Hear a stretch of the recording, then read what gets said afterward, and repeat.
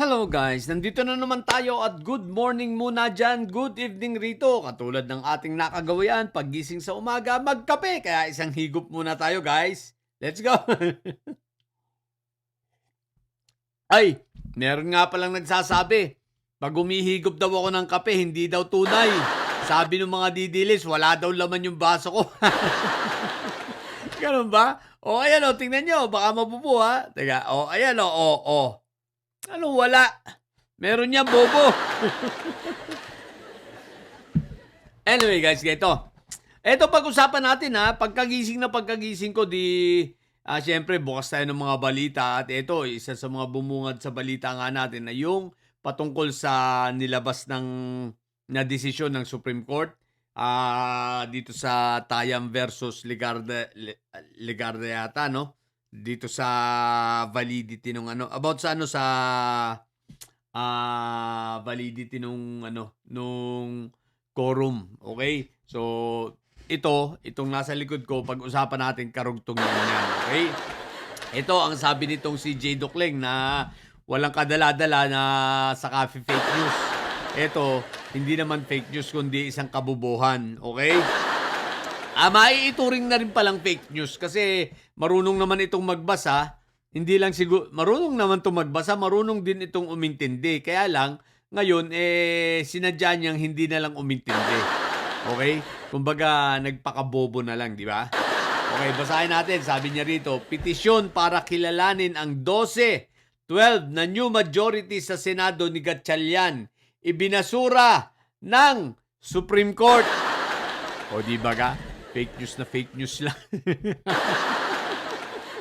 Mga didilis makinig kayo. Dahil pinagkakalatan ninyo ang inyong mga kabubuhan. Isipin nyo sa mga post ninyo ngayon, sinasabi ninyo, ibinasura na ng Korte Suprema at illegal ang pagkakaupo ni Gatchalian. Anak naman kayo ng mga... anak kayo ng tatay nyong fentaboy na nasa talaga, dahig Pare-pareho kayong bobo. Okay, basahin nga natin yung summary ng desisyon ng Supreme Court. Ito ang sabi rito ng Korte Suprema. Korte Suprema, walang legal standing si Tayam na humiling na ideklarang may valid quorum ng sesyon ng Senado noong Hunyo 3, 2026. Isinantabi ng Korte Suprema dahil sa lack of legal standing. Uulitin ko lack of legal standing o kawalan ng karapatang magdemanda ang petisyong inihain ni John Barry D. Tayam na humihiling na ideklarang valid ang quorum ng 12 senador noong sesyon ng Senado noong Hunyo 3, 2026. Sabi rito, sinabi ng Korte Suprema na nabigo si Tayam na patunayang siya ay nagtamo o nasa napipintong panganib na magtamo ng anumang direktang pinsala mula sa mga aksyong kanyang kinwestiyon. Maliwanag walang legal standing. Ibig sabihin, wala naman siyang direktang kinalaman. Wala siyang direktang partisipasyon.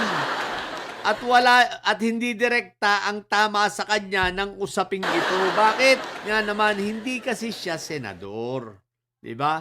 Ang ibig sabihin ng Korte Suprema, kung may magpipetisyon ng ganito, ang dapat ay sino? Si Cayetano, itong si Auntie Petra.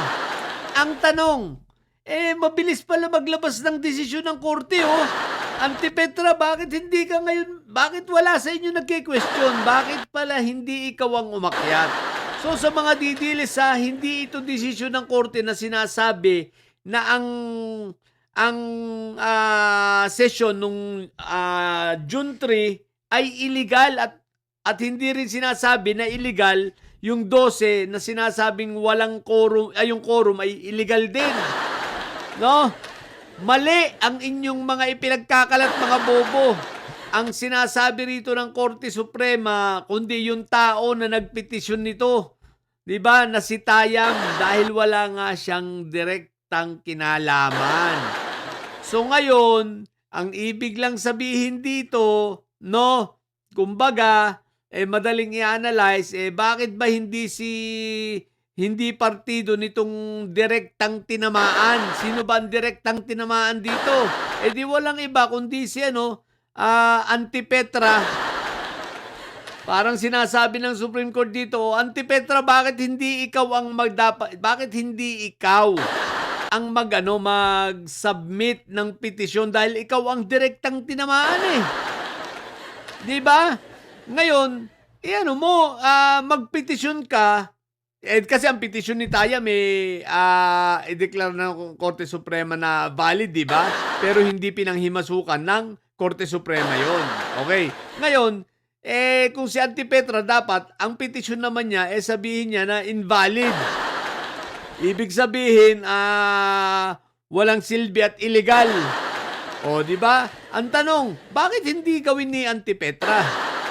Bakit hindi gawin ng kanyang partido? Kesa naman sa Facebook lang siya nagsasalita, nagngangangaw-ngaw, pati yung mga kasamahan niya.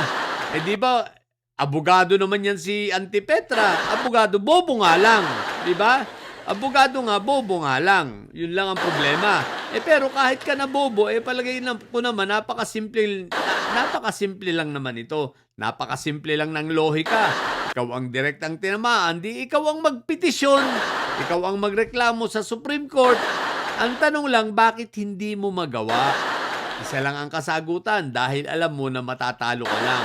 Dahil alam mo na legal talaga yung mga nangyari. Ayaw mo lang tanggapin, no? At dahil nga ikaw ay sakim sa kapangyarihan, dahil ikaw ay ulaga, di ba? Ulaga, baluga, at matakaw sa power. At yan ay wala ng question, hindi mo kailangan patunayan yan, proven na yan. Proven and guaranteed. Na talagang ikaw ay matakaw, no? Kaya kayong mga bobong mga didilis, pwede ba pag magpo-post kayo, wag niyong ipakitang talagang bobo kayo? Ipakita niyo naman na may kaunting talino kayo, di ba? Huwag kayong tatanga-tanga. Tsaka ayusin ninyo. Ang problema kasi sa inyo, kinder, hindi nyo pa tinapos. Kinder na nga lang ang naabot nyo. Mga tanga kayong mga hinayupa kayo, hindi nyo pa tinapos. Ngayon, nagbibida-bida na naman kayo. Simple-simple, ito sa version na ito ng ipinost ng Supreme Court, tinagalog na nga para maintindihan lang ninyo. Ang problema, hindi nyo maintindihan. Kasi sa totoo lang, yung comprehension, hindi yan inborn. Ang comprehension ay napag-aaralan yan sa eskwelahan. Diba? Kaya yan ang sinasabi ko sa inyo. Kung tinapos nyo ba naman yung kinder tapos nag-elementary kayo at tinapos nyo yung elementary nyo, di sana kahit papano, maayos-ayos ang comprehension yung mga hinayupa kayo. Hindi yung tatanga-tanga kayo na sobrang bobo. Sa bagay, yung iba may mga pinag-aralan na didilis, abogado nga, bobo pa rin, di ba? Kagaya nito ni ni Antipetra, ni Marco Tae, ni Unanoy. Sadya mga bobo kayo, mga inayupa kayo. What the heck? So yun lang, huwag kayong tatanga-tanga ha. Fake news na naman kayo Pare-pares na kayo, para kayo ito si J. Docleg Pati pala si Binibini Paklangari, may post nila ganito. O, di ba ka? Tanga nyo. What the heck? Sa mga bobo didilis at may sayad dyan na nyo. Ang tatay nyo ay preso, ang BP nyo ay bobo. Manatili kayo mga bobo at may sayad. Sapagkat ang may sayad ay lagi. Ano yun? High blood! Bye!